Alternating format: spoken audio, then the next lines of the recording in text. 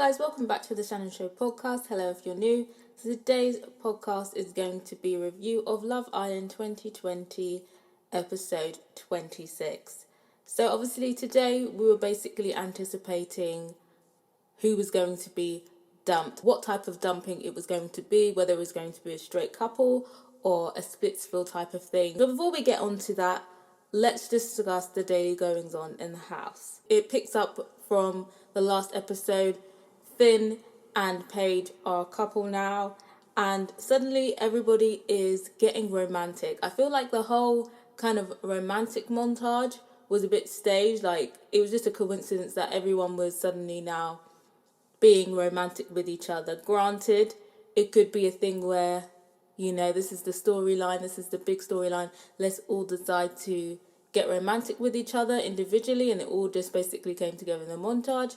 But it also could have been the producers saying, we want to make a little lovey-dovey montage. Everybody look like you're being romantic with each other.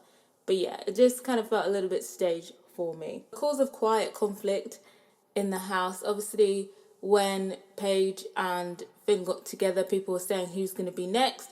Callum made a comment saying it was going to be him and Molly, and Shauna overheard it and she thought it was very insensitive. Like, she bitches about it to Paige. Anything that Callum does is just going to annoy Shauna. Like, I feel like we get that at this point.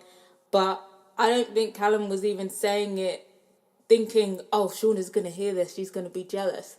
I just feel like Shauna just needs to close her ears. I don't think he was being insensitive in that instance. I just think it's just Shauna getting in her feelings again. I appreciate it's not nice to hear, but I feel like when your ears are perked up looking to hear whatever Callum's going to say, you're just always going to be hurt. You're just looking to upset yourself. Obviously, the day after, there's a little snippet where Luke and Finley are basically talking about what they've got up to in the bedroom. Every year we kind of see there's always these group of boys that talk about, you know, how far they've gone in the bedroom. Does anyone think it was weird? Does anyone think it was normal? I think what made it weird is because they tried to say things like in avocado, tomato, we did a piece of bread.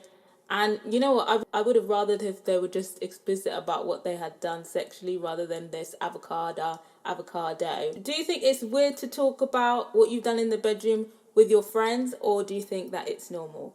Let me know what you think. I wouldn't say it's necessarily weird, but I think it is weird that they are talking about it every day. It's just like every day they're just like, okay, what progress has been made? It's just very clear that they are very, very horny and very bored. Again, we see couples progressing. Jess is, reiterating how much she likes Ched. I guess I'm buying their relationship a bit more, but I still don't really think that they're compatible. I personally just don't see them working on the outside. I'm definitely warming to them as a couple, but I'm still not sure about their relationship as a whole. We also see Priscilla and Mike talking to each other. Priscilla calls him his number one. He says he's having the time of his life together. A very slick performance from them. I couldn't fault that performance when they were standing in the fire pit kissing. That was a very good production. We also kind of see them talking about, what are we going to first do when we do on the outside? Priscilla's talking about going on a date. She makes a sly dig saying, you're going to be the one paying. Obviously, that whole story with Mike when he made that girl pay for the whole bill when they went out to a fancy restaurant. Mike says, no, we're going to split it 50-50. And then Priscilla was like, no, you're going to be paying. And then he took it back and he was like, oh, I'm joking. Like, of course I'm going to pay for it. But no. But we all know that he was lying. He definitely meant 50-50. And I guess that's another debate. I see that all the time. 50-50. Should the man pay? Me, where I stand in the situation is I think the man should pay. I'm not leaving my house because I can literally just take myself out to eat if you're on that shit. Or go out with my friends if you're on that shit. But yeah. I think that the man should pay if we're going out on a date. But let me know what you think. And then obviously we see a challenge. The challenge was pretty fun, but I think an interesting development regarding the challenge was Shauna making the comment that Molly deserves better. And as I said in the last podcast, I definitely think that Shauna was trying to plant seeds of doubt in Molly's head when she was talking about, I don't think Callum is trustworthy, this and that, this and that. And I feel like we are probably going to see her continuing that plotting, being very friendly with Molly, but then using that opportunity to build that friendship, to plant seeds of doubts in Molly and Callum's relationship. As soon as they went on to do the challenge, she already said it was awkward. This challenge had nothing to do with physical contact or kissing. So I don't understand why she had to make this comment that she was awkward. Like I said, she still has feelings for Callum, and she definitely doesn't want to see Callum in a successful relationship without her. What do you think? Do you feel like she's just simmering on this? You know, she's just being petty, she's just saying things, but she's just going to keep it as her chat and shit behind Callum's back?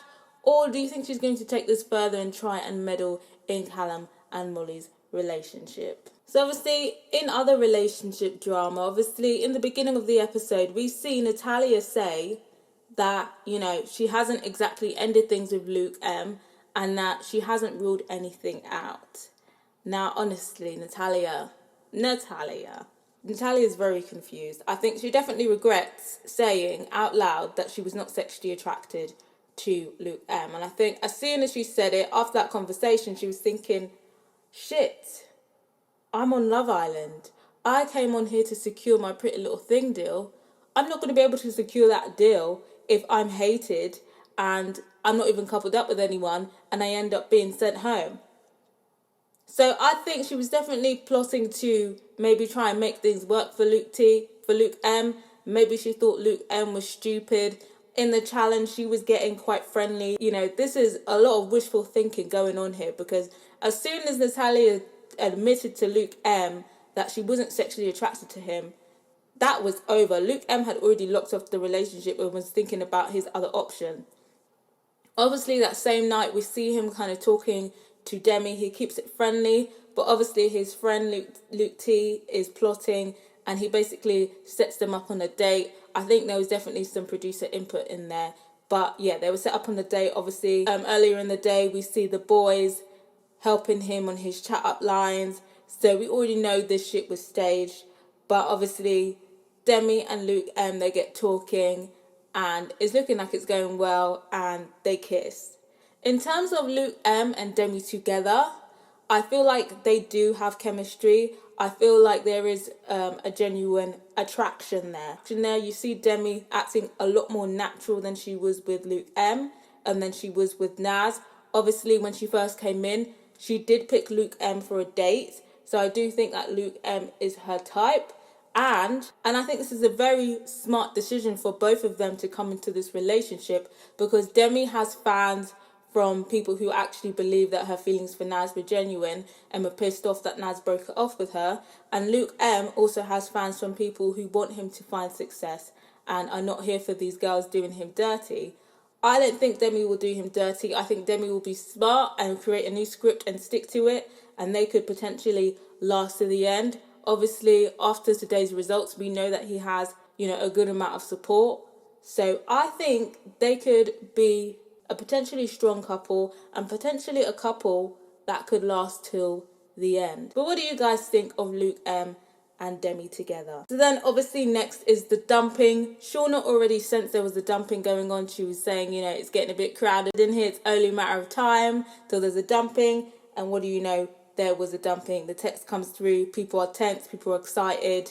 But I feel like they all know what's going down. With these dumpings, it's always interesting to see how the contestants react, because this is a big indicator of public support. After these public votes and dumpings, you often see people's behaviour change depending on how the vote is. But I'll talk about perhaps certain behaviours that I think might change after. So obviously, it was quite quick, this whole dumping thing. Very quick, very tense.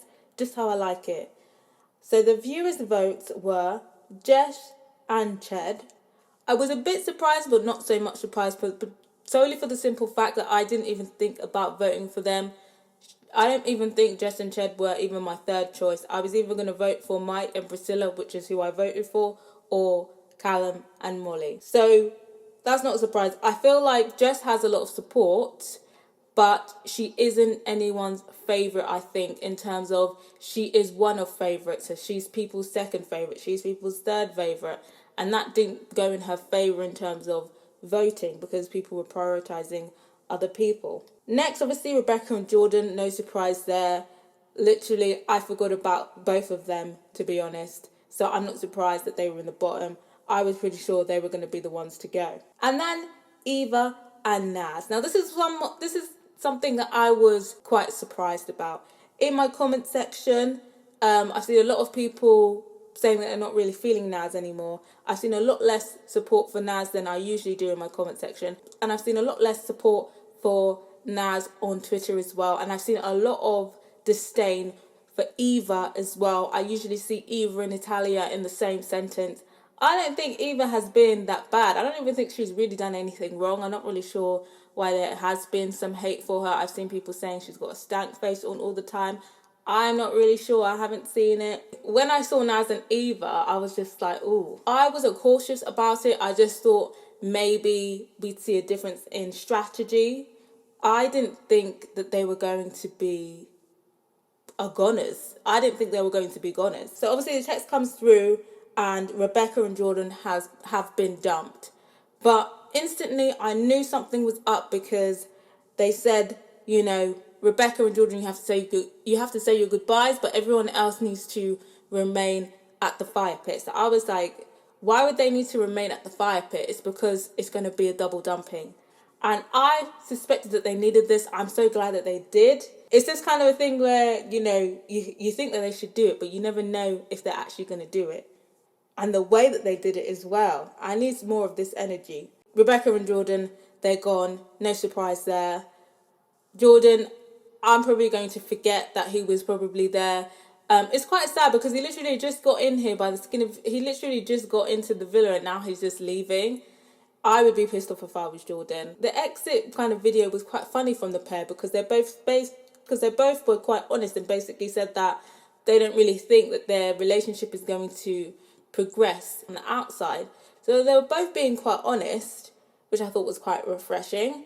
I think Rebecca's definitely got enough to have her own brand deal or whatever. Maybe not a big brand deal, maybe like a brand ambassador deal. I feel like obviously highs and lows with her, I thought she was a savage bad bitch. She wasn't. But I feel like there's so much drama that has gone on that her stuff just doesn't look... I feel like obviously the longer you stay in, all of your scandals become less of a scandal because of the new scandals that come along. So I feel like she was, a staple piece of the cast. I think it was better that she went instead of anyone else.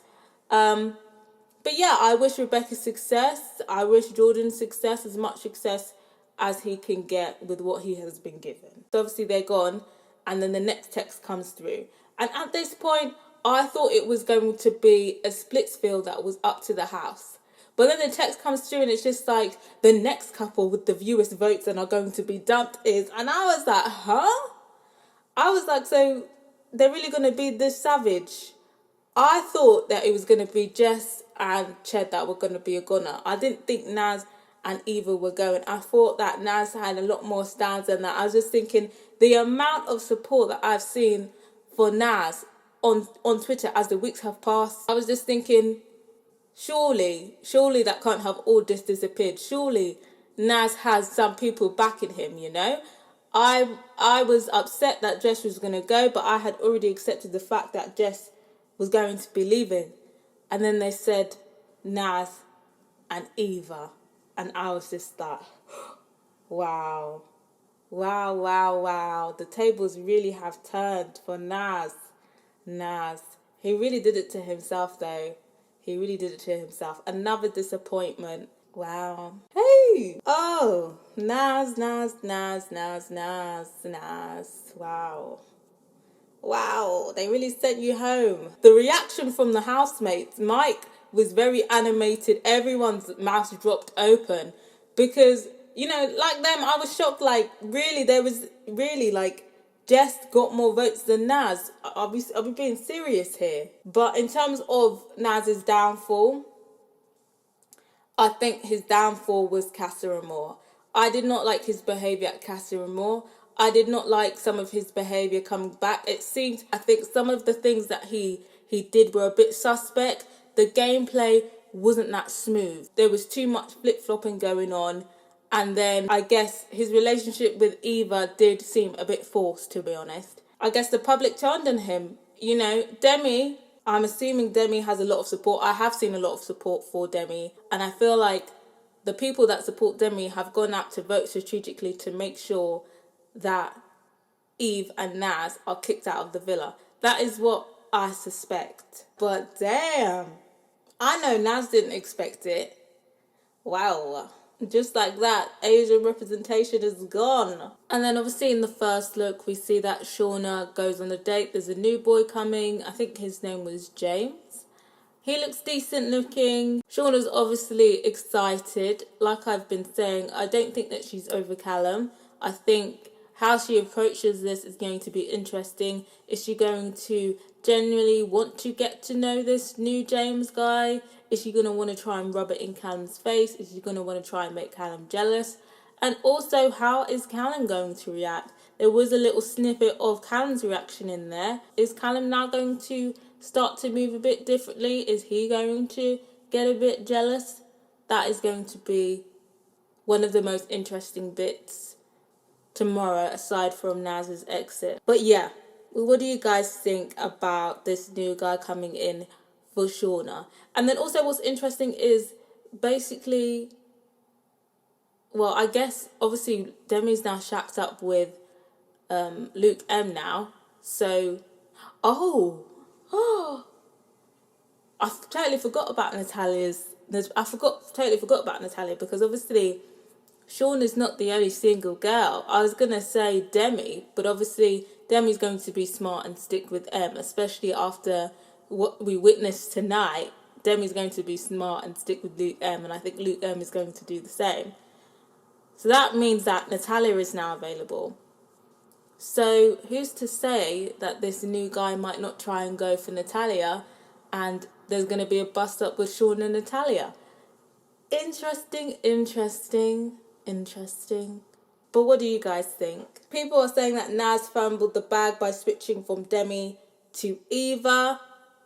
Yes, he definitely fumbled it from switching. And I think also his conduct after switching also was not in his favour either. I feel like even though Demi was fake, Demi knew the potential that their relationship had. And I don't think him and Eva were ever going to get very far. He definitely would have got further with Demi and potentially got to the final with Demi. Ooh, wow, there's just a lot of bad game playing going on this season. People are saying that Nas is the perfect example of you either die a hero or live long enough to see yourself become the villain. The tables truly have turned for Nas. Wow, this is actually one for the history books. People are shocked that Eva and Nas are out. People are saying that Jordan was low-key hurt when Rebecca said that there was no chances of them being boyfriend and girlfriend. People are saying that Nas obviously didn't watch last year's Love Island, referring to Yewande. People are saying, isn't it strange how we've gone from loving Nas and hating Shanice to loving Shanice and hating Nas? The tables have turned. People are saying even Ched was shocked that he and Jess survived over Nas and Eve. Oh. He's like, I picked the right one to stay. Oh my gosh, Ched was ready to face shame going back home early. He couldn't believe he got saved. Woo. But yeah, it'll be interesting to see. I feel like obviously the only indication of the public aren't really feeling you is Jess and Ched. It'll be interesting if Jess decides to jump ship or continue things with Ched. But wow, what an episode. What a result. But yeah, let me know why you think Nas's game just folded like that. Just went out sad like that. Wow. But yeah, that's pretty much the roundup of the tweets. For those of you wondering, my handle is at shannonbafundilaenquiries. The link is in the bio. Subscribe if you haven't yet, and if you have, don't forget to press that notification bell so you know when the next podcast is dropping. so we can discuss tomorrow. Till next time, guys. Bye.